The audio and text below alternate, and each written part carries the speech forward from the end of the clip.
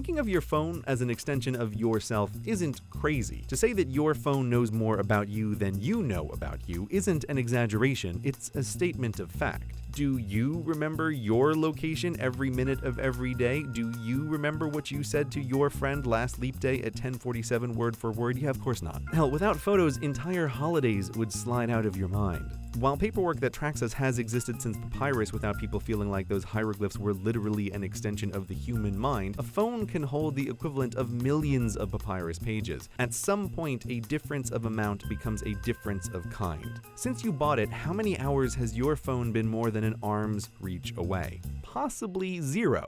There's no other object like that in your life. Given the choice to have someone read your mind or read your phone, if you seriously think about it, you'd probably pick the former. Compared to what's in your phone, your brain holds a tiny amount of information. Much of it wrong, all of it lossy. It's easy to forget what kind of embarrassment your phone contains because it has so much you can't even remember. As you discover when someone flips through a bunch of photos you thought were safe but suddenly discover aren't. And while the phone now is an extension of the self, we all know where this is going. A computer chip in your skull will eventually be as quasi-mandatory as a phone is today, and avoiding one will make you seem Amish. If we don't protect our most intimate digital devices as part of the self, legally, we're going to be in some scary places in the future, because the law is a complicated brick structure of individual laws, each resting on what came before. This is why you hear lawyers argue based on laws from 300 years ago.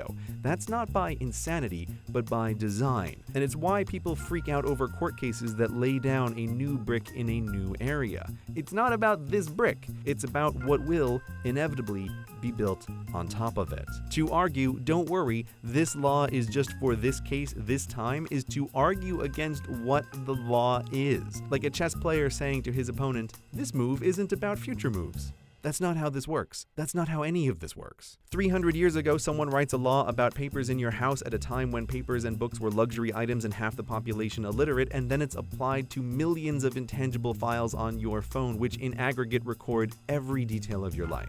Maybe you think that's good, maybe you don't, but either way, the modern law is built atop the old. And it's why people are right to be concerned about each precedent-setting law, and why slippery slope fallacy does not apply here. Thinking about today's law is thinking about future law, and access to your phone today is unavoidably about access to your mind tomorrow.